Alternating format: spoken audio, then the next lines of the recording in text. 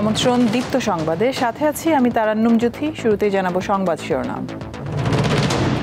শরীয়তপুর পৌরসভায় বিদ্যুৎ লাইনে বাঁশ ও গাছের খুঁটি, প্রায়ই ঘটছে দুর্ঘটনা, উদাসীন কর্তৃপক্ষ।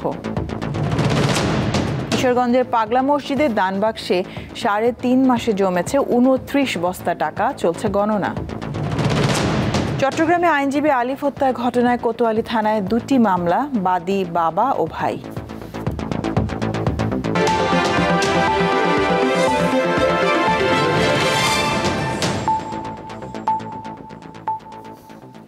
নিয়ম নীতির তোয়াক্কা না করে শরীয়তপুর পৌরসভায় বিদ্যুতের সংযোগ দিতে ব্যবহার করা হচ্ছে বাঁশ ও গাছের খুঁটি। এতে ছড়িয়ে ছিটিয়ে থাকা তারে জড়িয়ে মাঝে মধ্যেই ঘটছে দুর্ঘটনা। এ ব্যাপারে অনেকটাই উদাসীন কর্তৃপক্ষ। শরীয়তপুর পৌরসভার ১ নম্বর ওয়ার্ডের পূর্ব পালং গ্রামের রকুনুজ্জামান পারভেজ ডালির ৫ বছরের শিশু সন্তান আরিয়ানুজ্জামান ২৯ সেপ্টেম্বর বাড়ির পাশের মাঠে খেলা করতে গিয়ে বিদ্যুৎ স্পৃষ্টে গুরুতর আহত হয় সে। পুড়ে যায় শিশুটির এক পায়ের অনেক অংশ। ঢাকা মেডিকেল কলেজ হাসপাতালের বার্ন ইউনিটে চিকিৎসাধীন শিশু আরিয়ানকে নিয়ে দুশ্চিন্তায় পরিবারের সদস্যরা। কিন্তু ওনারা ঠিক করতে আসেনি। আজকে আমার ছেলে এখানে যে দুর্ঘটনার শিকার হয়েছে, আজকে ১.৫ মাস যাবৎ আমি ঢাকা মেডিকেল কলেজের বার্ন ইউনিটে ভর্তি। আমার ছেলেকে নিয়ে, আমার ছেলের অবস্থা খুবই ঝুঁকিপূর্ণ। এরকম অবস্থা, বিদ্যুতের এরকম অফিসের অভাবের কারণেও বিভিন্ন জায়গায় বিভিন্ন মানুষ এরকম দুর্ঘটনার শিকার হয়। আজকে আমার ছেলে এরকম শিকার। টানা ১ বছর সঞ্চালন লাইনের তার ছিঁড়ে পড়ে থাকলেও কোনো ব্যবস্থা নেয়নি বিদ্যুৎ বিভাগ। স্থানীয়রা বারবার কর্মকর্তাদের বিষয়টি জানালেও আমলে নেয়নি বলে অভিযোগ রয়েছে। গত ২ বছর আগে জ্বরে তার ছিঁড়ে পড়ছে, তখন এই অফিসে ফোন দেওয়া হয়েছে যে আপনার তার ছিঁড়ে গেছে, মেন লাইন নাই ঠিক করেন। তারা অন্য জায়গায় ফোন দেন, আমরা তো এই তার ঠিক করি না। কারেন্টের ধরলেও তো আর ছাড়ে না, সাথে সাথে বাচ্চারা যায়, লোক যায়, এগুলো অনেক রিস্ক। মানুষ দুর্ঘটনা হইলে অনেক মানুষ মারাও যায়। পিডিবির কর্মকর্তারা জানান, বিদ্যুতের তার পড়ে থাকার বিষয়টি তাদের জানা ছিল না। খুঁটি নাই অথবা ওনারা কিভাবে লাইনটা নিছে সেই বিষয়টা আমার জানা নেই। ওখানে দায়িত্বের অবহেলা না, ওই কথা হলো যে ওটা তো খুব ওইখানে আপনার ওইটা ছিল একদম জঙ্গলের ভিতরে, আপনার বিভিন্ন ডিভিজি গাছ, বিভিন্ন গাছপালা ছিল আর কি ওইখানটায়। তো ওভাবে কেউ আমাদেরকে জানায় নাই। শরীয়তপুর পৌরসভার ২ নম্বর ওয়ার্ডের দাসত্তা গ্রামের বাঁশের খুঁটিতে টানা হয়েছে ঝুঁকিপূর্ণ সঞ্চালন লাইন। এতে স্থানীয়রা আতঙ্কে রয়েছেন। দীপ্ত, বার্তাকক্ষ। কিশোরগঞ্জের পাগলা মসজিদের দান বাক্সে এবার মিলেছে ২৯ বস্তা টাকা। এখন চলছে গণনা। ৩ মাস ১৪ দিন পর আজ সকালে মসজিদের ১১টি দান বাক্স খোলা হয়েছে। কিশোরগঞ্জের জেলা প্রশাসক ও পাগলা মসজিদ পরিচালনা কমিটির সভাপতি ফৌজিয়া খান ও পুলিশ সুপার মোহাম্মদ হাসান চৌধুরীর উপস্থিতিতে বাক্সগুলো খোলা হয়। উপস্থিত ছিলেন সেনাবাহিনী, পুলিশ ও আনসার সদস্যরা। গত আগস্টের ১৭ তারিখে দান বাক্স খোলা হলে পাওয়া যায় ৭,২২,১৩,০০০ টাকা এবং কিছু বৈদেশিক মুদ্রা ও স্বর্ণালংকার।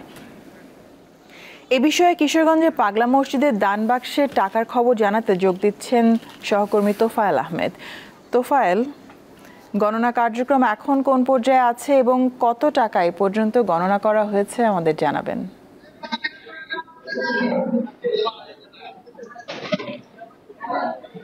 জি জ্যোতি, আসলে আপনি যেমনটি বলছিলেন যে আজকে কিন্তু কিশোরগঞ্জের যে ঐতিহ্যবাহী পাগলা মসজিদ, তারই দান বাক্সটি কিন্তু সকাল ৭টায় কিন্তু এখানকার যেই জেলা প্রশাসক এবং পুলিশ সুপার রয়েছেন তাদের উপস্থিতিতে কিন্তু কড়া নিরাপত্তার মধ্য দিয়ে কিন্তু এখানকার যে দান বাক্সগুলো খোলা হয়েছে। এবং এবার আসলে আগের যে ৯টি দান বাক্স ছিল সেখানে এখন আর ২টি নতুন করে যুক্ত হয়েছে।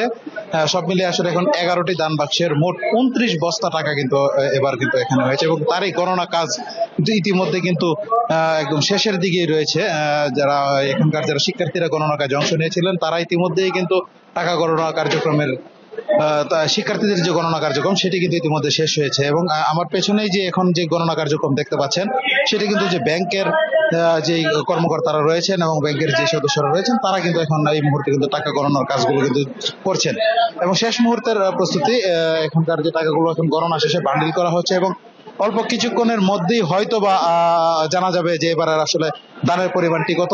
তো এই পর্যন্ত আমি ব্যাংকের যেই যারা এখানে কর্তৃপক্ষ রয়েছেন তাদের মাধ্যমে আসলে যেটি জানতে পেরেছি, ইতিমধ্যে কিন্তু প্রায় 8 ঘন্টা গণনা শেষে কিন্তু প্রায় 7.5 কোটি টাকা কিন্তু ইতিমধ্যে কিন্তু শেষ হয়েছে। 7.5 কোটি টাকা ইতিমধ্যে কিন্তু শেষ হয়েছে বলে আমরা জানতে পেরেছি।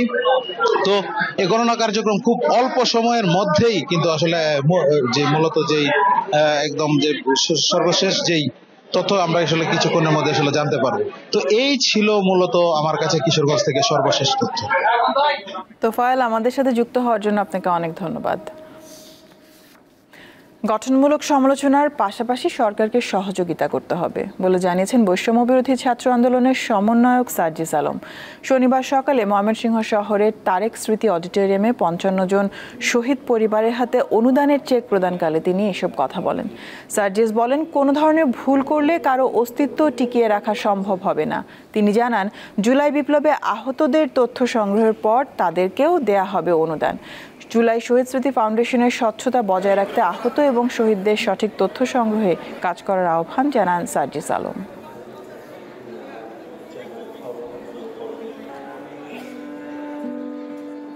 যদি আমরা ব্যর্থ হই, আমরা যারা এখানে রয়েছি কারোরই অস্তিত্ব খুনি হাসিনা রাখবে না। ওই 5ই অগস্টের আগে যেমন এমন অনেক শহীদ পরিবার রয়েছে ঠিকমতো দাফন করতে দেওয়া হয় নাই, বাড়িতে থাকতে দেওয়া হয় নাই, থানায় হয়রানি করা হয়েছে। আবার যদি খুনি হাসিনা দোষররা আসে একই কাজ করা হবে। আমরা আমাদের জায়গা থেকে সরকারের যেমন গঠনমূলক সমালোচনা করব, একইভাবে আমরা প্রশাসন থেকে শুরু করে সার্বিকভাবে সকলকে তাদের কাজে সহযোগিতাও করব। ভারতের সাথে সম্পর্কের ক্ষেত্রে বাংলাদেশ আগে নিজের স্বার্থ দেখবে বলে জানিয়েছেন পররাষ্ট্র উপদেষ্টা মোহাম্মদ তৌহিদ হোসেন। আজ দুই দেশের সম্পর্ক নিয়ে এক আলোচনায় তিনি আরও বলেন, কেউ ঢাকার জন্য আতঙ্কের কারণ হলে তা গ্রহণযোগ্য হবে না। ভারতীয় গণমাধ্যম নেতিবাচক সংবাদ দিচ্ছে বলে মন্তব্য করেন পররাষ্ট্র উপদেষ্টা। বাংলাদেশ ভারত সম্পর্ক, প্রত্যাশা, প্রতিবন্ধকতা এবং ভবিষ্যৎ শিরোনামে শনিবার আলোচনার আয়োজন করে নর্থ সাউথ ইউনিভার্সিটি। এতে দুই দেশের সম্পর্কের বিভিন্ন দিক নিয়ে আলোচনা করেন বক্তারা। উঠে আসে ঢাকা দিল্লির টানাপোড়েনের বিষয়ও। ভারত আমার শত্রু রাষ্ট্র, সে আমার স্বাধীনতা, সার্বভৌমত্ব এবং জাতীয় স্বার্থের প্রধান প্রতিবন্ধক, এবং এইটা সে শুধু আমার জন্য না, তার প্রত্যেকটা এই মহল্লার প্রত্যেকটা রাষ্ট্রের সাথে সেই কাজ করে যাচ্ছে। এখন আলোচনা হবে আমাদের লেনদেনের জায়গাটা কোথায়, আমি কি দেব কি নেব। পলিটিক্যাল ডিফেন্সের জন্যই আমাদেরকে শান্তি বাহিনীর সাথে যুদ্ধ করতে হয়েছিল। এখন কি ভারত মনে করছে স্বৈরাচার সরকার চলে যাওয়ার পরে এটা পলিটিক্যাল ডিফেন্স হচ্ছে কিনা? অন্য বক্তারা বলেন, দেশের অভ্যন্তরীণ বিষয়ে ভারতের হস্তক্ষেপ কোনোভাবেই কাম্য নয়। যা এখানে গণধিকৃত এবং পলাতক তাদেরকে আশ্রয় দিয়েছে, শুধু আশ্রয় দেওয়া নয়, তাদেরকে নিয়ে বিভিন্ন ধরনের ষড়যন্ত্র করছে। দিতে এমন অবস্থা করেছে যে বাংলাদেশের বেসিক্যালি কোনো বার্গেনিং টুলস আর ছিল না। আজকে যে নতুন অবস্থার মধ্যে আমরা পড়েছি, যে সংকটটার মধ্যে পড়েছি, আমাদের যে একটা সিকিউরিটি থ্রেট সামনে এসে গেল, এখানে আমরা কিভাবে মোকাবেলা করব। অনুষ্ঠানে পররাষ্ট্র উপদেষ্টা বলেন, বাংলাদেশ সমতার নীতিতে বিভিন্ন দেশের সঙ্গে সম্পর্ক বজায় রাখবে।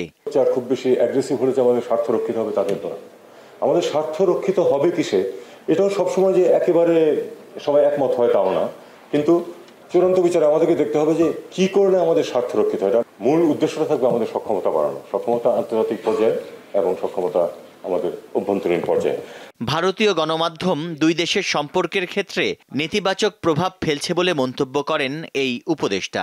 ভারতীয় মিডিয়া যে ভূমিকা নিয়েছে এটা কোনো অবস্থাতেই দুটো দেশের মধ্যে স্বাভাবিক সম্পর্ক প্রতিষ্ঠার জন্য সহায়ক না, প্রতিবন্ধক এটা একটা। তানভীর খন্দকার, দীপ্ত সংবাদ, ঢাকা। এবার কেওয়াই স্টিল চট্টগ্রাম সংবাদ।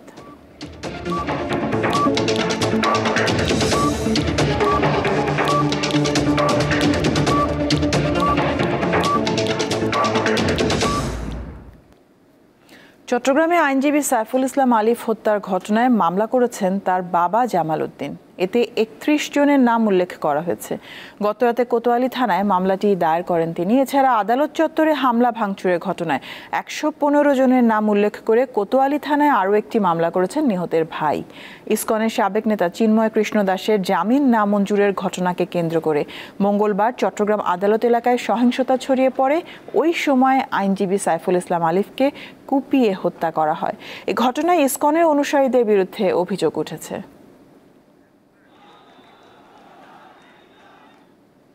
কয়লার অভাবে উৎপাদন বন্ধ হয়ে যাওয়া কক্সবাজারের মাতারবাড়ি বিদ্যুৎ কেন্দ্র আবার উৎপাদনে যাচ্ছে কাল। প্রায় 1 মাস আগে কয়লার অভাবে উৎপাদন বন্ধ হয়ে যায় বিদ্যুৎ কেন্দ্রটি। এর আগে গত বুধবার ইন্দোনেশিয়া থেকে আনা হয়েছে 70,000 টন কয়লা। জাপানের সুমিতমো কর্পোরেশনের সাথে চুক্তি শেষ হওয়ার পর মেঘনা গ্রুপের আমদানি করা এটি প্রথম কয়লার চালান। এই কয়লা দিয়ে উৎপাদন শুরু করা হবে বলে জানিয়েছেন কোল পাওয়ার জেনারেশন কোম্পানির তত্ত্বাবধায়ক প্রকৌশলী মনোয়ার হোসেন মজুমদার, যা যুক্ত হবে জাতীয় গ্রিডে। এই বিদ্যুৎ কেন্দ্রে 2টি ইউনিটের উৎপাদন ক্ষমতা 1200 মেগাওয়াট। ধর্মীয় সম্প্রীতি নষ্টের পায়তারা করছে দেশ ও বিদেশের একটি গোষ্ঠী। তারই অংশ হিসেবে আইনজীবী সাইফুল হত্যাকাণ্ডের ঘটনা ঘটানো হয়েছে বলে মন্তব্য করেছেন ধর্ম উপদেষ্টা আফম খালিদ হোসেন। শনিবার রাজধানীতে বাউফল ফাউন্ডেশনের গুণীজন ও কৃতি শিক্ষার্থীদের সংবর্ধনা অনুষ্ঠানে তিনি এই মন্তব্য করেন।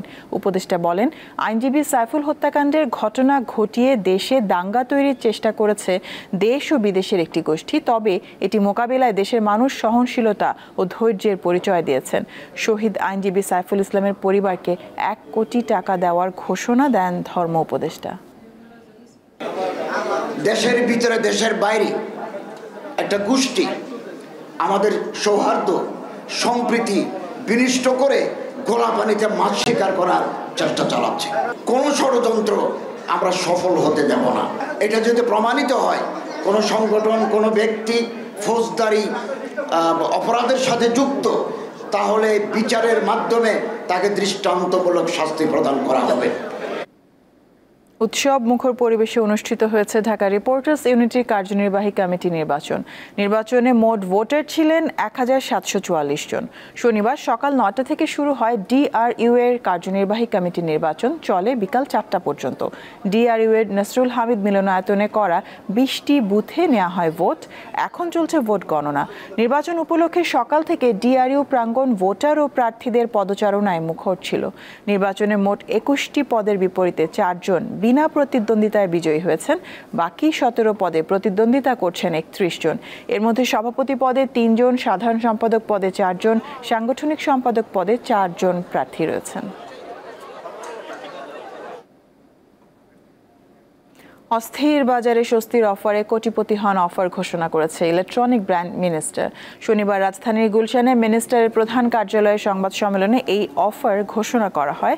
এই সময় মিনিস্টার মাইওয়ান গ্রুপের deputy managing director Humayun Kabir জানান, ক্রেতারা এসি, টিভি, ফ্রিজ, মাইক্রোওভেন ও ওয়াশিং মেশিন কিনলে পাবেন একটি স্ক্র্যাচ কার্ড, আর তা ঘষলেই পাবে 1 কোটি টাকা। সেই সাথে আরও থাকছে নানা ধরনের ইলেকট্রনিক্স পণ্যের বিশাল ডিসকাউন্ট। পুরস্কারের 1 কোটি টাকা 5 বছরে পরিশোধ করবে মিনিস্টার কোম্পানি। এই অফার থাকবে 2 মাস। শোরুম ডিভিশনের পরিচালক মাহমুদুর রহমান খান, ডিলার চ্যানেলের পরিচালক ডক্টর শাখাওয়াত হোসেন ও head of HR Mushfiqur Rahman সংবাদ সম্মেলনে উপস্থিত ছিলেন। গাজা উপত্যকায় শুক্রবার রাতভর ইসরায়েল বিমান হামলায় শতাধিক ফিলিস্তিনি নিহত হয়েছে। উত্তরাঞ্চলীয় বেত লাহিয়া ও জাবালিয়া ইসরায়েলি বাহিনীর বিমান হামলায় হতাহতের এই ঘটনা ঘটে। নিহতদের মধ্যে 75 জন বেত লাহিয়া শহরের আর 25 জন জাবালিয়ার বাসিন্দা। গাজায় টানা 1 বছরে বেশি সময় ধরে চলা হামলায় 44,700 ফিলিস্তিনি প্রাণ হারিয়েছে। এই অবস্থায় নতুন করে গাজা যুদ্ধবিরতির আলোচনা শুরু করতে যাচ্ছে মিশর। হামাসের নেতারা আজ কায়রোতে আলোচনায় বসতে যাচ্ছেন। সিরিয়ার বিদ্রোহী বাহিনী দেশটির দ্বিতীয় বৃহত্তম শহর আলেপ্পোর বেশ কয়েকটি এলাকার নিয়ন্ত্রণ নিয়েছে, এমনটাই জানিয়েছে যুক্তরাজ্য ভিত্তিক পর্যবেক্ষক সংস্থা Syrian observatory for human rights. শুক্রবার সন্ধ্যা পর্যন্ত বিদ্রোহীরা শহরের অর্ধেকের বেশি অংশের নিয়ন্ত্রণ নিয়েছে। এদিকে আলেপ্পো শহরের একটি বিশ্ববিদ্যালয়ের ছাত্রাবাসে বিদ্রোহীদের গুলিতে 2 ছাত্রসহ 4 জন বেসামরিক নাগরিক নিহত হয়েছে। ভারতের রামাকৃষ্ণের কাছে হেরে জেন জি বক্সিং ফাইট নাইট টুর্নামেন্টে WBC এশিয়া কন্টিনেন্টাল ফ্লাইওয়েট শিরোপা জেতা হলো না বাংলাদেশের সাবিউল ইসলামের। রাজধানীর বসুন্ধরায় JAFF এরেনায় আন্তর্জাতিক বিভাগে নেপালের পুরান রায়কে হারিয়ে বাংলাদেশের রবিন মিয়া, নেপালের মহেন্দ্র চাঁদ বাহাদুরকে হারিয়ে বাংলাদেশের আব্দুল মোতালেব আর ভারতের রোগিত রাজাকে হারিয়ে চ্যাম্পিয়ন হয়েছেন বাংলাদেশের আরেক boxer Muhammad Jewel Ahmed Johnny.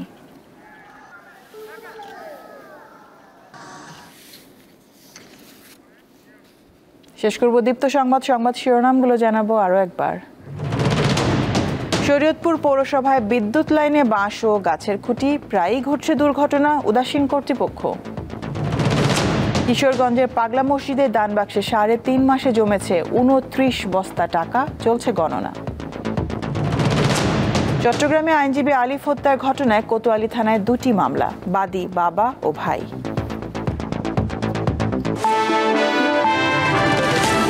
ছিল এখনকার মতন। আমাদের পরবর্তী সংবাদ সন্ধ্যা 6টা 50 দেখার আমন্ত্রণ রইল। দর্শক, আরো তথ্য বিনোদনের সংবাদ জানতে যুক্ত থাকুন দীপ্ত টিভি ডিজিটাল প্ল্যাটফর্মগুলোতে। ধন্যবাদ সবাইকে।